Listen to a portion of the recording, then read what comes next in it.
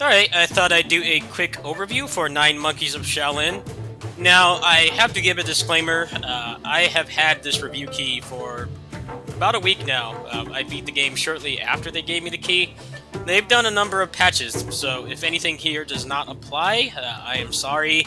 I have not had time to go through the game and kind of pick it through for changes. I actually talked to them on Twitter before I started this video and tried to find out exactly what changed, and they never got back to me. So if I criticize something that's not, in the game anymore, I apologize in advance. It's been a very busy week. There's been so many projects going on.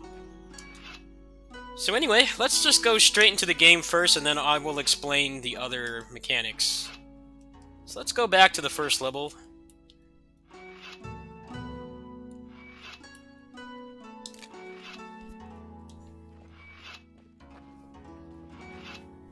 And then after I finish this level and I explain the mechanics, I'll go into the other mechanics as well.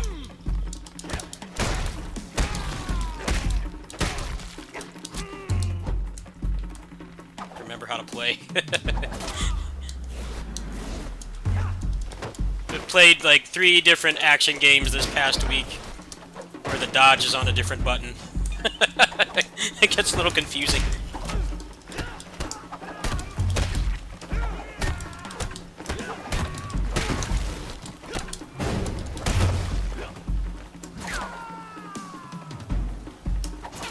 Okay, so let me use this blank space to explain. You have 3 attacks in this game. You have a kick, you have your slash, and then you have your thrust. Now you can combine these in various combos. It's pretty freeform, but you can also use your meter. You can see that over in the upper left-hand corner above his health bar is your key meter. Key, chi, whatever you want to call it. Now you can charge this up and it will do more damage. Also, you have something called the stance system. So you have your acrobatic stance, which can be modified by holding this. You can see he's doing a little animation there. And then you push any of the 3 corresponding attack buttons and a different attack will come out. So say I do this one, he does a launcher. The other one is like a spin attack. So on and so forth. And that also works for this stance as well. This is like a magic stance. You can either bring the enemies near you, you can debuff them, or you can launch them all into the air. Now, as you progress through the first 3 chapters, you will get access to all of these stances, and then there are upgrades for them as well, which I'll explain once I get out of this level.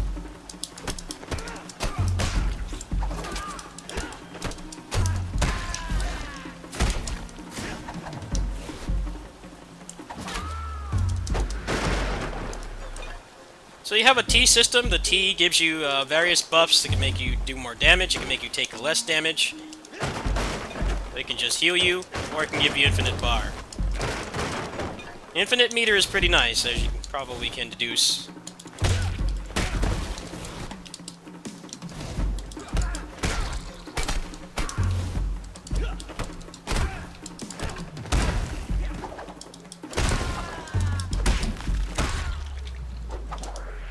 So the parry has it's pretty generous window, but you can't cancel out of it, so it's not something you can mash. It's not one of those games where you can mash guard and bait a parry, or fish for a parry.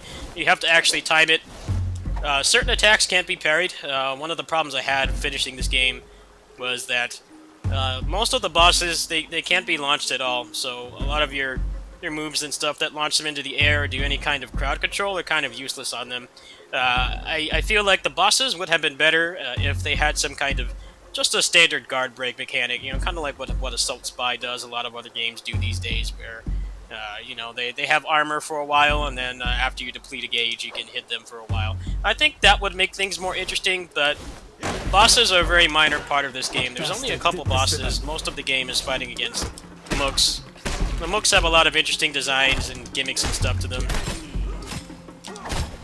So it's a little bit different from your standard beat-em-up where, bosses are the meat. This game is heavily weighted towards mook fights.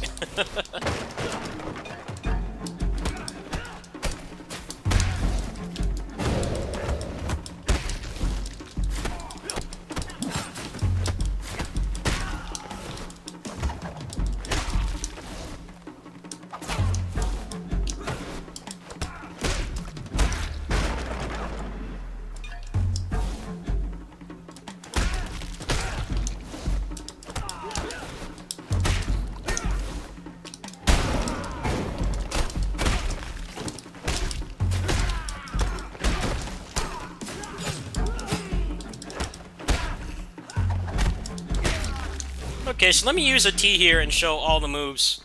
Oh, this guy over here is ragdolling like crazy. Okay, so for magic stance, you have this, which launches them all up into the air. You have this, which is a debuff. And you have this, which is basically like a crowd control move. Now for acrobatic stance, you have your launcher. You have your staff spin. And then you have like this helm breaker thing. There are a lot of interesting upgrades for these, so they seem kind of underwhelming just looking at the animation, but there's lots of different ways that you can spec your character. What is this? How did...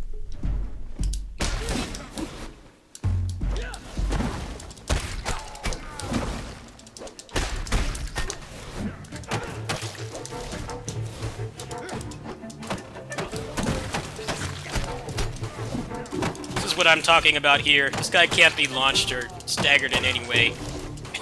Kind of boring.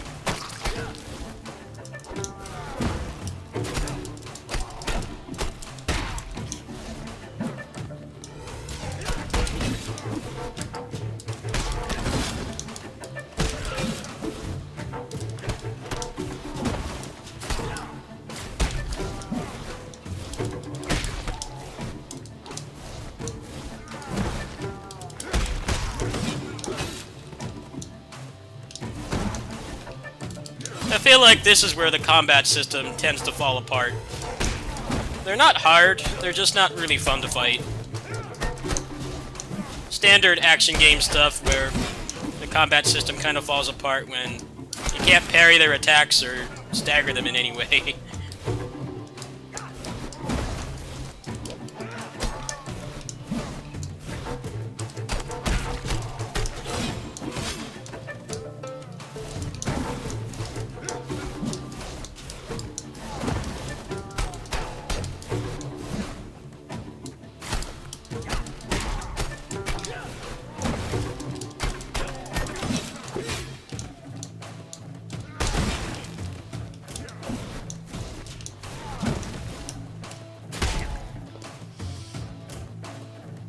Now, there are a few bosses that you can juggle, but it's pretty much only 2 of them in the whole game.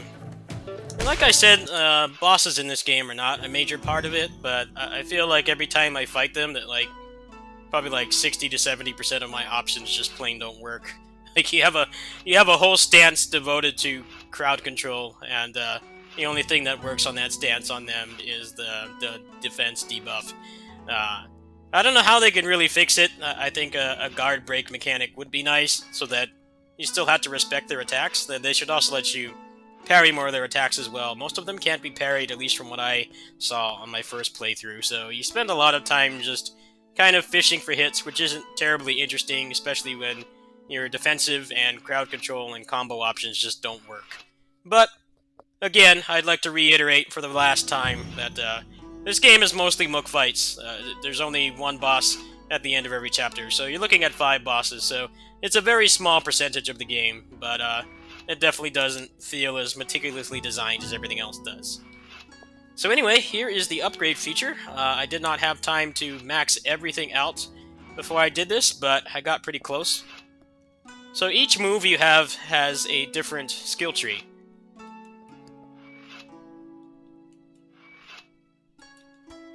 See, like this one makes it so any crit chance, your crit chance is increased by 30% while in the air, and then when you get down to the bottom here, you get an extra move, or in some cases you get an extra property. Like this is the spin move, it increases the spins twice.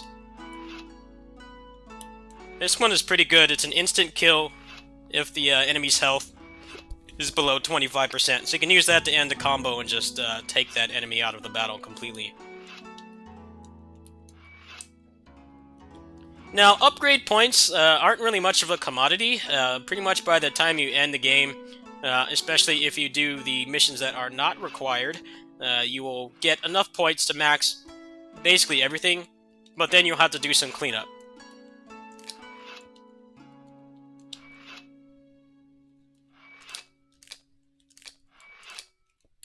So a lot of these you'll have to get, but what you can do is you can go to this guy.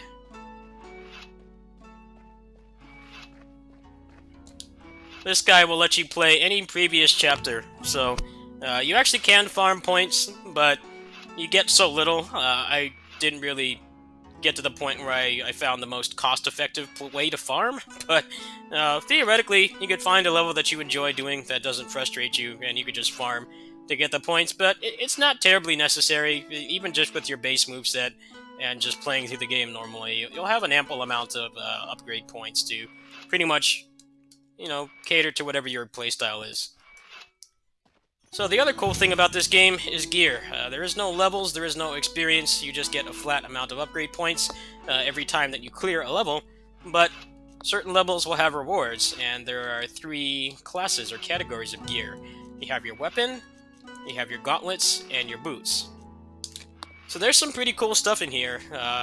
There's nothing like objectively better than the other. Sometimes you'll want to use different staves for different things. Like, I don't know if this works on bosses, but in general, the first weapon you get is actually pretty good, because if you have a lot of crit chance, then you can stun them and pretty much remove them from the battle. This one, there are ghosts that you can't hit unless you use a stance move or a charge attack, which, in my opinion, was pretty annoying on my first playthrough. So, if you encounter a level with a lot of ghosts, there are a couple levels that have a ton of ghosts, and you want to speed it up, this just makes it so that you can hit them with anything. So there's lots of fun little builds you can make, like this one slows down an enemy by 5% per strike, so, if you do like the spin move or something, then they're going to be pretty slow. Crit hits inflict bleeding. You can see the UI is a little bit messed up there, you can't really see it at the bottom. So this is all the gear in the game, so if any of this interests you, then you might want to pause this video or something. Successful parries regenerate meter is actually pretty good. Having an extra block of meter is good as well. There's some pretty cool stuff in here too. Kick and Gust inflict 20% extra damage. Dodge inflicts 25% damage, so you get some extra damage off that. Increases run and jump speed. I don't know what it means by jumping, because there's no jumping in this game. There's some minor platforming which is done with a dodge. I kind of like how it works in Wizard of Legend and Hades, but there's no jumping, so I have no clue what that does. My favorite one is this one, which replaces the dodge with a power dash, which passes through enemies. It is pretty easy to get just completely sandwiched in this game and not really have a whole lot that you can do about it. You don't have much of a burst or anything, so I like this one in particular. There aren't a ton of items, as you can see, but there's not a lot of fluff either. Pretty much all of these have a use in some situation, and you can change them out at any time as long as you're not mid-level. Now, in terms of unlockables, I would have to say this game is pretty lacking in replay value. You do have some secrets here.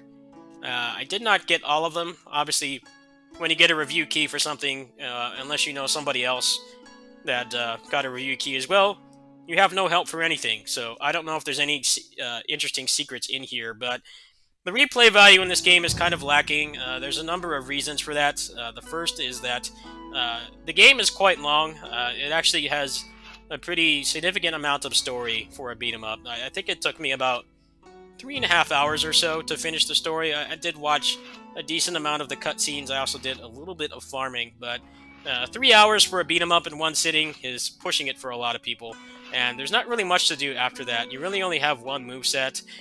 People have been asking if there would be more movesets in the future, and they said that if the game is a success, then they will add more movesets. It's kind of disappointing to have a martial arts beat 'em up in ancient China and only have access to one moveset. So hopefully the game does well. Maybe they'll expand upon it. I think they're asking $30 for it. Whether that's enough for you or not, it's kind of up for interpretation or debate. I mean, 3 hours for $30 is not that bad, but at the same time, the game is not particularly fun to play again. It's not like an arcade beat 'em up where you have like no upgrades or anything. You have a lot of upgrades and you can make things pretty trivial, and there's not really a whole lot to do. There were a couple achievements I couldn't get because they require playing with somebody online, which, unfortunately, the game does have net play, but finding two people that have the game might be kind of difficult depending on the taste of your friends, be them real life or online or both. So if you want to go for achievements, I regret to inform you that you won't be able to do that without playing multiplayer. Kind of reminds me of those Xbox 360 games where people would boost to get the online achievements on like 5-year-old sports games and stuff. Overall, I thought the game was quite fun. The only real blemishes I had with my experience was the bosses, as you saw, are not very fun. I think they could use a little bit more depth in their mechanics, allow you to parry more of their attacks, to have some kind of guard bar so that the combo system can actually be used. And the replay value is lacking. The secrets, as you can see, I got all but 4 of them, and they're all just cosmetic stuff. I think it would be more interesting if they had, like, modifiers. I don't know, maybe make the enemies attack faster, but the player attacks faster as well. Things like that would be an easy way for them to extend the pretty much non-existent replay value, and just give you more ways to play the game, more ways to interact with what's currently in it, instead of waiting for DLC or new content that may or may not come. I think the asking price is a little bit steep. It's not as replayable as your standard beat 'em up. There are some gimmicks in the campaign, but not too many.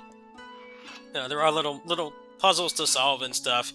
It's a pretty inoffensive game to get through, but once you get through it, you kind of feel empty because there's just not really a whole lot to do.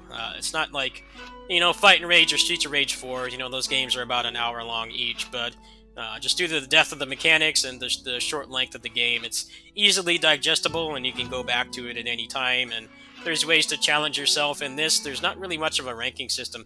You are ranked at the end, but it doesn't really seem to do anything. So if that's your kind of thing in these kinds of games, you like to S rank and stuff, there's not really much there either. I'm sure they'll listen to feedback. I know that they did a lot of touch-ups and improvements to their last game, Redeemer, which I haven't finished yet. So maybe that will happen here. I would probably recommend waiting for a sale, unless you just have a lot of disposable income. There's a lot of games coming out like this right now. You have Onichan Bara Origin, you have this, the Kamen Rider game is coming out, Assault Spy is on sale pretty frequently. So if you're looking for a beat 'em up, I think you have so many other options that are a little bit cheaper and have way more replay value. But this game is definitely worth a playthrough. I'm sure it will be steeply discounted in the future. I can't recommend it enough. Just don't expect to put like dozens of hours into it like some of the other games I mentioned. Anyway, I hope that helps you guys make an educated purchasing decision, and I'll catch you guys tomorrow.